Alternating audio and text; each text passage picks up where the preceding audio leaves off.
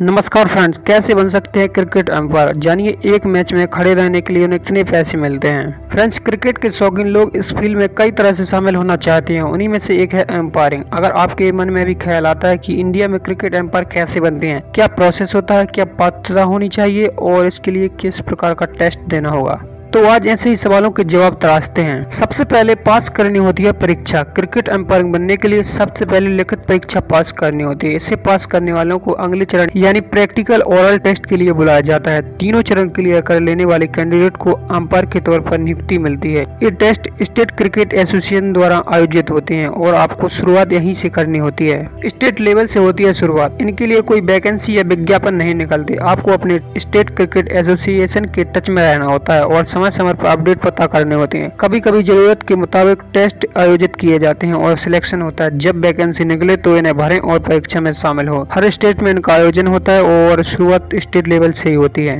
Cricket खेलना जरूरी नहीं। इस फील्ड में आने के लिए जरूरी नहीं कि आपने पहले क्रिकेट खेला हो, लेकिन खेल की पूरी जानकारी आपको अच्छे से होनी चाहिए। क्रिकेट के 42 लॉ से लेकर अन्य छोटे बड़े सारे नियम आपको पता होना चाहिए। पहले स्टेट लेवल पर सिलेक्शन होता है और राज्य के हिसाब से सिलेक्शन के बाद 4-5 दिन का सर्टिफिकेट प्रोग्राम कराया जाता है। ये प्रोग्राम अधिकतर जगहों पर कराया जाता है। इसके बाद अंपायरिंग के लिए फील्ड पर भेज दिया जाता है। यहाँ कुछ साल काम करने के बाद आप बीसीसीआई में अंपायरिंग के लिए आवेदन कर सकते हैं। बीसीसीआई के एग्जाम करें पास। यहाँ 2 लेवल पर एग्जाम पास करने होते हैं। पहले लेवल फर्स्ट एग्जाम देना होता है। इसमें शामिल होने के लिए आपको इंटरनल स्क्रीनिंग प्रोसेस से गुजरना होता है। कुछ मानकों पर खरा उतरने के बाद ही आप लेवल 1 एग्जाम दे सकते हैं। इसके बाद एम्पायर सर्टिफिकेशन प्रोग्राम राज्य लेवल पर कराया जाता है। जैसा ही प्रोग्राम लेवल 1 के लिए कराया जाता है, जो आपको पूरा करना होता है। इसके बाद थ्योरी एग्जाम देना होता है, उसे भी पास करना होता है। इसे पूरा करने के बाद 1 साल का बीसीसीआई का रिफ्रेशर कोर्स करना होता है। बीसीसीआई का रिफ्रेशर एग्जाम पास करने के बाद आप लेवल 2 की परीक्षा दे सकते हैं। हालांकि कुछ साल पहले नियम बदले हैं और रिफ्रेशर प्रोग्राम के बिना ही लेवल 2 एग्जाम देने की सुविधा दी गई है। पहला लेवल पास करने से आप दूसरा लेवल पर जाने के लिए पात्र हो जाते हैं। दोनों लेवल पास करने के बाद बीसीसीआई अंपायर के तौर पर नियुक्त किए जाते हैं। लेवल फर्स्ट पास करने के 1 साल के अंदर